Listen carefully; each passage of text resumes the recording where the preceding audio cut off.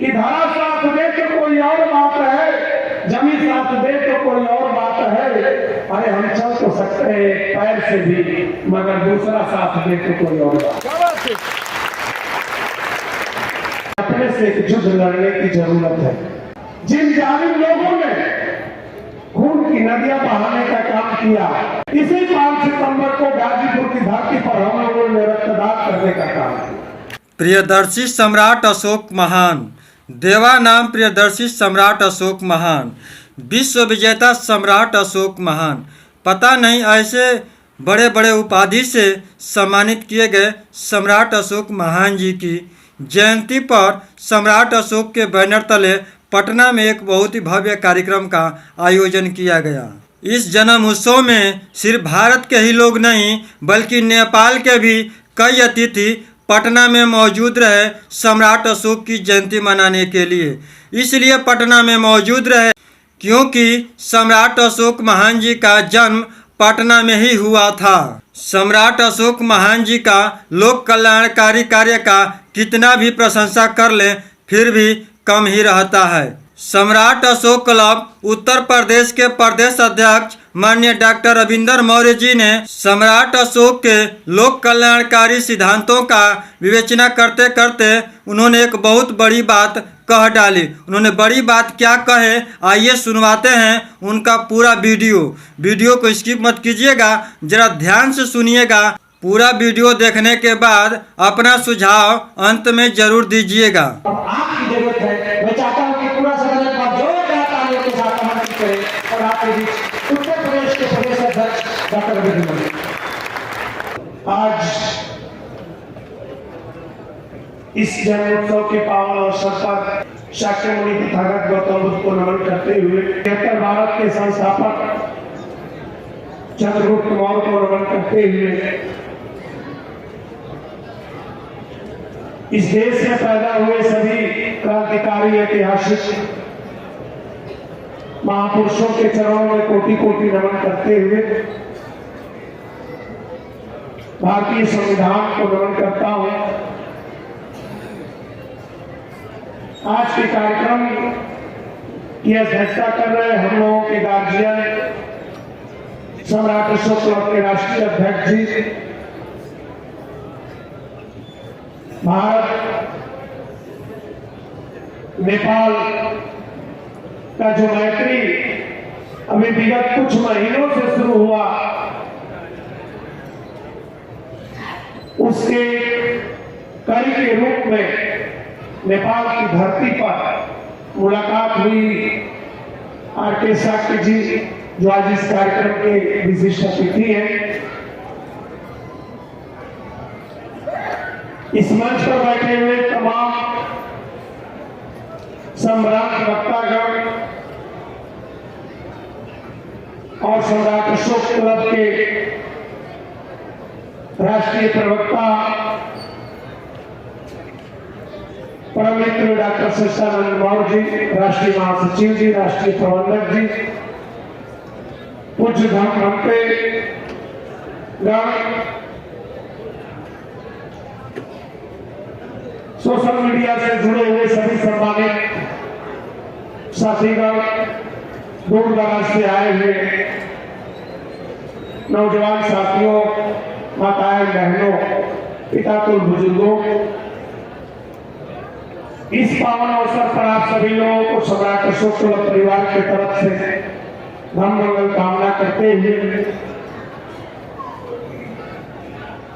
मैं बात शुरू करता हूं। अभी हमारे संचालक महोदय ने आर.के. शाक्य की बातों को इंगित किए। सिर्फ आज जरूरत है कि जो 28 वर्षों से सम्राट अशोक क्लब एक सतत प्रयास करता रहा और आगे भी वो प्रयास कर रहा है, आज पाटलिपुत्र की धरती पर आके शाक्य जी को भी इस बात से एहसास करा दिया कि भारत और नेपाल का संबंध हमारे पूर्वजों ने ऐसे ही नहीं रखा था।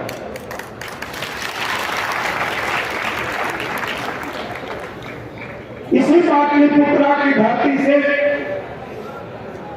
चारुमती जी का विवाह काठमांडू में हुआ और आज एक बार पुनः ये नींव रखी गई और उसकी शुरुआत आपने किया।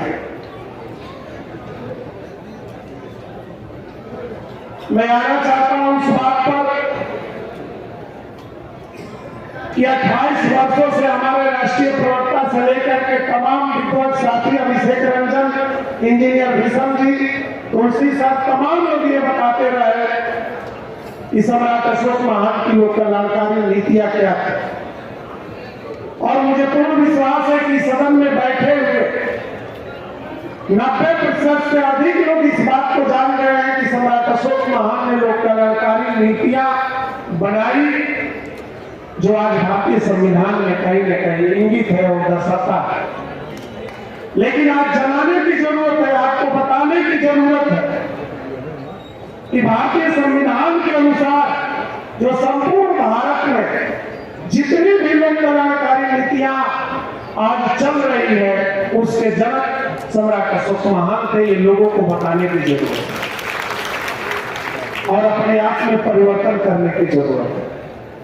सिर्फ हम मंचों के माध्यम से कहते रह जाएंगे कि सम्राट अशोक महान ने तो अपनी बेटी और बेटे को श्रीलंका भेज दिए धर्म प्रचार के लिए, लेकिन अभी कुमार प्रवीण जी कह रहे हैं कि अपने से एक युद्ध लड़ने की जरूरत है। हमें सोचना है कि हम अपने सिर्फ पूर्वजों के इतिहास की बातें करके कुछ नहीं कर सकते, लेकिन खुशी इस बात की है कि आज सम्राट अशोक महान ने लोक कल्याणकारी नीतियां का कार्य करना शुरू कर दिया। कहने की जरूरत नहीं। इसलिए इस पाटलिपुत्र की धरती पर भी मैं ऐलान करना चाहता हूं कि निश्चित तौर से आज जरूरत है कि हम आम जनमानस के दर्द को समझते हुए सम्राट अशोक महान की नीतियों को पालन करें। जैसे एक उदाहरण दूंगा, इसके बाद मैं विषय बिंदु पर आऊंगा।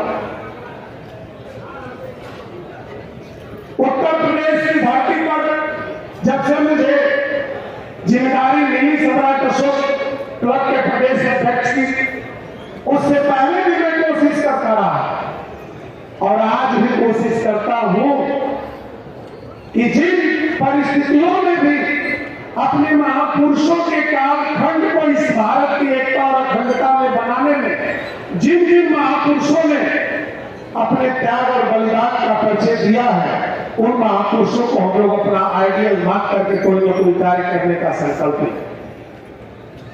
आप याद करिए 5 सितंबर का दिन, इसी बिहार की धरती पर कुर्ता का वो मैदान आप याद करके देख लीजिए कि जिन अधिकारियों ने, जिन जालिम लोगों ने खून की नदियां बहाने का काम किया, लेकिन सम्राट अशोक क्लब के राष्ट्रीय अध्यक्ष के नेतृत्व में इसी 5 सितंबर को गाजीपुर की धरती पर हम लोगों ने रक्तदान करने का काम किया। ये है लोक कल्याणकारी नीतियां और इसको करने की जरूरत है। और जब तक आप करेंगे नहीं, ये मेहरून कलर का ड्रेस पहन लेने से कुछ होने वाला नहीं है। आपको करने की जरूरत है, आपको त्याग करने की जरूरत है। और जब त्याग करेंगे, इसलिए मैं कह रहा हूं कि सम्राट अशोक महान के बराबर तो हम लोग कहीं हो ही नहीं सकते, ये कभी सपना भी नहीं हो सकता। लेकिन थोड़ा सा एक अंश की भी बात को कर लेनी चाहिए। इसलिए आज जिन साथियों ने, मैं धन्यवाद दूंगा इस बिहार की धरती को कि जिन्होंने लोक कल्याणकारी नीतियों के प्रवर्तक सम्राट अशोक, अगर ये प्रश्नवाचक चिन्ह लग गया होता इस विषय में, मैं अपने राष्ट्रीय प्रवक्ता जी का ध्यान आकृष्ट कराना चाहूंगा। सिर्फ ये प्रश्नवाचक चिन्ह लग गया होता कि लोक कल्याणकारी नीतियों का प्रवर्तक कौन, तो मुझे लगता है कि इस मंच पर सारे विद्वान साथी बैठे हैं, एक शब्द में उत्तर होता सम्राट अशोक महान, दूसरा और कुछ नहीं होता। इसलिए सम्राट अशोक महान के नीतियों को आत्मसात करने की जरूरत है। उन्होंने अपने शिलालेख में लिखा है, अपा सिंह ने बहु के आने दारा दया दानी सचे साचने माधे साधवे चक। एक लाइन में उन्होंने पूरी धर्म की बात कर दी और करने की जरूरत है। अपा सिंह ने अल्प पाप, आप मन से सोच रहे, मैं सिर्फ प्रवीण जी की बात को ही इंगित कर रहा हूं कि आपको लड़ने के लिए खुद खुद की जरूरत है। अल्प पाप की परिकल्पना करने, बहु के आने अत्यधिक कल्याण करने की बात कर रहे हैं। लोगों का कल्याण कैसे होगा? लोक कल्याण, जैसा कि हमारे राष्ट्रीय महाप्रबंधक जी ने उसको विस्तृत कर दिया, लोक कल्याण शब्द ही अपने आप में परिपूर्ण है और इसके जनक पूर्ण रूप से मैं कहूं तो तथागत गौतम बुद्ध ही है। क्योंकि हमारे भिक्षु संगठन, आप जब इन्हें बदनामी करते हैं, हम सभी लोग इनको जब बदनामी करते हैं तो इनके शब्दों की बात सारी शब्द वही निकलते हैं, मंगल हो, सुखी रहे। यही एक शब्द निकलता है जो भगवान बुद्ध की वाणी में निकलती है, मंगल हो, सुखी रहे। ऐसी करुणा, ऐसी मैत्री, ऐसा प्रेम अगर हर मानव के अंदर उपज जाए तो फिर लोक कल्याण करने की बात ही नहीं होगी, लोगों को लोक कल्याण करने की जरूरत ही नहीं पड़ेगी। और मुझे पूर्ण विश्वास है इस कार्य को सम्राट अशोक कलम का एक बच्चा, एक नौजवान, एक बुजुर्ग, एक महिला, एक बेटी भी कर सकती है, क्योंकि 18 वर्षों में, 28 वर्षों में सम्राट अशोक कलम ने आपको एक नेत्र दिया, एक सोचने की क्षमता दी। आज सोशल मीडिया के माध्यम से देख सकते हैं, 28 साल पहले हम लोग भी थे, आप लोग भी थे, सब लोग थे, लेकिन क्या इतना सम्राट अशोक महान को जानने वाले लोग थे? क्या इतनी होड़ लगी रहती थी कि सोशल मीडिया पर चाहे वो बिहार के मुख्यमंत्री हो, चाहे उत्तर प्रदेश के मुख्यमंत्री हो, चाहे देश का कोई भी नेता हो, आज सम्राट अशोक कलम ने मजबूर कर दिया कि ट्विटर पर उनको बधाई देने के लिए मजबूर होना पड़ा। ये सम्राट अशोक कलम की देन है, आपने एक मैदान आगे बढ़ाया है। इसीलिए कहा गया है कि धारा साथ दे तो कोई और साथ है। ये चंद लाइन में आपके साथ जी को समर्पित करता हूं कि धारा साथ दे तो कोई और बात है, जमी साथ दे तो कोई और बात है। अरे हम चल तो सकते हैं पैर से भी, मगर दूसरा साथ दे तो कोई और बात। तो आज जरूरत है मिल करके बोझ उठाने की, और सम्राट अशोक क्लब के लोग इससे वाकिफ हैं। तो जो सम्राट अशोक महान की ये नैतिक संहिता थी, उन्होंने जो करुणा, प्रेम, मैत्री का संदेश अभी आके साके जी बोल रहे हैं, सच बोल रहे हैं। इसमें बहुसंख्यक लोग लुम्बनी गए हुए, अगर वहां अशोक स्तंभ नहीं होता तो शायद विश्व में लुम्बनी की पहचान होगी। और उन्होंने दृढ़ संकल्पित किया और उन्होंने अशोक स्तंभ वहां उन्होंने लगवाया जहां जहां भगवान बुद्ध गए थे। तो आज ये माध्यम है, सम्राट अशोक दुनिया के अंदर एक माध्यम बन गए हैं कि जहां भी करुणा और मैत्री की बात होगी वहां अशोक और बुद्ध को छोड़ करके अन्य को यदि आने की सोच भी नहीं सकता। तो साथियों, हमारे बहुत सारे विद्वत जन बैठे हैं। हमारे विशिष्ट अतिथि के रूप में फादर एमडी सर है, कमालुद्दीन खान सर है, प्रचार जी, ये सारी बातों को अपने माध्यम से रखने का प्रयास है कि आज इस देश की जो व्यवस्थाएं चल रही है, जो सांस्कृतिक आंदोलन चल रहे हैं, उस सांस्कृतिक आंदोलन में सम्राट अशोक महान की नीतियां कहां खड़ी है। आपको बता दो, मैं किसी की निंदा नहीं करता, लेकिन ये सचमुच कहता हूं, ये सोच करके देखिए ये कितना बड़ा दुर्भाग्य है कि हमारे देश के प्रधानमंत्री जब विश्व पटल पर कहीं जाते हैं तो इस बात को कहते हैं कि मैं इस देश का प्रधानमंत्री हूं जिस देश में गौतम बुद्ध और अशोक पैदा है। लेकिन तो इस बात का भी है, मैं सोशल मीडिया के माध्यम से ये बात पहुंचाना नहीं चाहता हूं कि उन्होंने 28 बार बनारस घाटी पर आए, उन्होंने गंगा आरती किया, कोई एतराज नहीं है। उन्होंने विश्राम धाम का दर्शन किया, कोई एतराज नहीं है।